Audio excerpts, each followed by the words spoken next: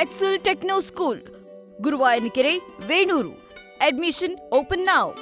ದಾವಣಗೆರೆ ದಕ್ಷಿಣ ಹಾಗೂ ಬಾಗಲಕೋಟೆಯ ಉಪಚುನಾವಣೆ ಮುಗಿದಿದೆ. ಆದರೆ ಈಗ ಉದ್ಭವ ಆಗಿರುವಂತಹ ಪ್ರಶ್ನೆ ಏನು ಅಂತಂದ್ರೆ, ಕಾಂಗ್ರೆಸ್ನಲ್ಲಿ ಅಲ್ಪಸಂಖ್ಯಾತ ನಾಯಕತ್ವಕ್ಕಾಗಿ, ಅದರ ನೇತೃತ್ವಕ್ಕಾಗಿ ಫೈಟ್ ನಡೀತಾ ಇದೆಯಾ ಅನ್ನುವಂಥದ್ದು. ಬೈ ಎಲೆಕ್ಷನ್ ಬೆನ್ನಲ್ಲೇ ಈಗ ಎರಡು ಬಣಗಳಾಗಿ ಮುಸ್ಲಿಂ ನಾಯಕರು ಭಾಗವಾಗಿದ್ದಾರೆ. ಸಮರ್ಥ್ ಪರವಾಗಿ ಕ್ಯಾಂಪೇನ್ ಮಾಡಿದಂಥ ಮುಸ್ಲಿಂ ಸಮುದಾಯದ ನಾಯಕರು ಈಗ ಭಾರೀ ಆಕ್ರೋಶಕ್ಕೆ ಗುರಿಯಾಗಿದ್ದಾರೆ. ಕೆಲ ಅಲ್ಪಸಂಖ್ಯಾತ ಮುಖಂಡರ ವಿರುದ್ಧ ನಾಯಕರೇ ತಿರುಗಿ ಬಿದ್ದಿದ್ದಾರೆ. ಸಚಿವ ಜಮೀರ್, ನಜೀರ್ ಅಹಮದ್, ಜಬ್ಬಾರ್ ನಡೆಗೆ ಈಗ ಆಕ್ರೋಶ ವ್ಯಕ್ತವಾಗ್ತಾ ಇದೆ. ಸಲೀಂ, ರಿಜ್ವಾನ್, ಯಾಸಿರ್ ಪಠಾಣ್ ಸುದ್ದಿಗೋಷ್ಠಿ ನಡೆಸಿ ಇವರ ವಿರುದ್ಧ ಕಿಡಿಕಾರಿದ್ದಾರೆ.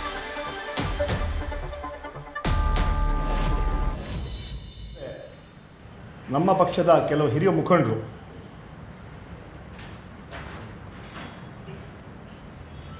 ಕಾಂಗ್ರೆಸ್ ಪಕ್ಷನ ಸೋಲ್ಸಕ್ಕೆ ದೊಡ್ಡ ಷಡ್ಯಂತ್ರ ಮತ್ತು ಹುನ್ನಾರ ಮಾಡಿದ್ದಾರೆ. ಆದರೂ ಕೂಡ ಅಲ್ಪಸಂಖ್ಯಾತರು ಕಾಂಗ್ರೆಸ್ ಪಕ್ಷದ ಪರವಾಗಿದ್ದು ಕಾಂಗ್ರೆಸ್ ಪರವಾಗಿ ಓಟನ್ನು ಹಾಕಿದ್ದಾರೆ.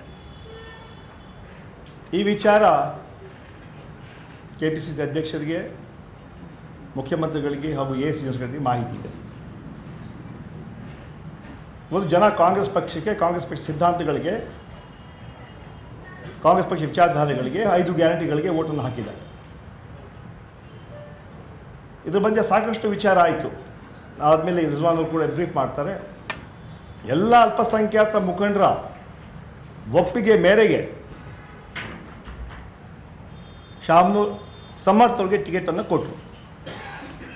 ನನ್ನೆಲ್ಲ ಕೂರಿಸ್ಕೊಂಡು ಸಭೆ ಮಾಡಿ ಅಲ್ಪಸಂಖ್ಯಾತ ಎಲ್ಲ ನಾಯಕರು ನಾವಿದ್ವಿ. ನಮ್ಮದು ಒಪ್ಪಿಗೆ ಮೇರೆಗೆ ಟಿಕೆಟನ್ನು ಕೊಟ್ಟು ಅವತ್ತು ಕಳಿಸ್ಕೊಟ್ರು. ಆದರೆ ಆದಮೇಲೆ ಕೆಲವು ತಪ್ಪು ಗ್ರಹಿಗಳನ್ನು ಮೂಲಕ ಕೆಲವು ಷಡ್ಯಂತ್ರಗಳು ನಡೆದಿದೆ. ಆದರೂ ಕೂಡ ಕಾಂಗ್ರೆಸ್ ಪಕ್ಷದ ಅಭ್ಯರ್ಥಿ ಸಮರ್ಥ್ ಗೆಲುವು ಖಚಿತ ಅಂತ ವಿಶ್ವಾಸವನ್ನು ವ್ಯಕ್ತಪಡಿಸ್ತೇನೆ.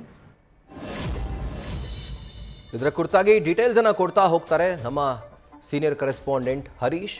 ಈಗ ಜಾಯಿನ್ ಆಗ್ತಾ ಇದ್ದಾರೆ. ಹರೀಶ್, ಈಗ ಕಾಂಗ್ರೆಸ್ನಲ್ಲಿ ಎಲ್ಲ ಸಮುದಾಯಕ್ಕೂ ಕೂಡ ಹಾಗೆ ನೋಡೋ ಹಾಗಿದ್ರೆ ಸೆಕೆಂಡ್ ಲೈನ್ ಆಫ್ ಲೀಡರ್ಗಳೇ ಇಲ್ಲ.